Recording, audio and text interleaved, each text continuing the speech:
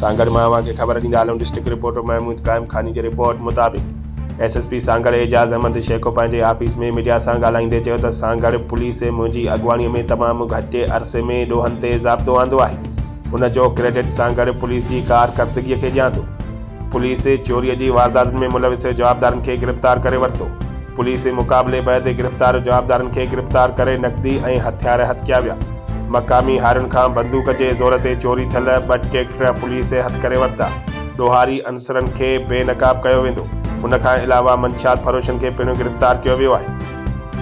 उन्हनि सभिनी कामयाबियुनि में समूरनि पुलिस अहलकारनि ऐं जवाननि जी महिनत शामिल आहे, जंहिं लाइ मां पाण बि एवार्ड ॾियां थो ऐं आला सतह ते सर्टिफिकेट पिणु ॾियण जी सिफ़ारिश कई वई आहे।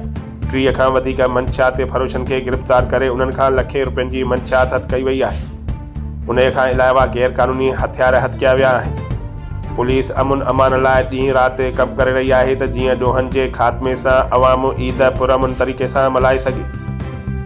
उन्हनि चयो त तमामु अहलकारनि खे रोड आंदो आहे त जीअं का बि शिकायत न थिए। पुलिस में सज़ा ऐं जज़ा जो सिलसिलो जारी आहे ऐं जारी रहंदो। मां मीडिया जे नुमाइंदनि खे चवंदुसि त ॾोहनि मंशात ऐं समाजी बुराइनि जी निशानदही कनि ऐं जेकॾहिं अमल न कयो वञे त भली तनक़ीद कनि, पर बिला वजह तनक़ीद करे पुलिस ऑफिसरनि जो मोराल हेठि न कनि, छाकाणि त हिन भेरे पुलिस ॾोहारी अंसरनि जी सहूलतकारनि ख़िलाफ़ जोगी कार्रवाई करण जो फ़ैसिलो कयो आहे। Thank U very much. आपने मुझे मदऊ किया कि मैं अपनी डिस्ट्रिक्ट की जो परफॉर्मेंस है पिछले 15 दिनों की वो बता सकें। जैसे कि आपको पता है, जब मैं आया था तो लॉ एंड ऑर्डर सिचुएशन काफ़ी अबतर थी और उसमें हमने एफ़र्ट किए और उस एफ़र्ट रंग लाए और काफ़ी पुलिसिंग जो मेथड्स हैं हमने वो सारे के सारे बरोकार लाए।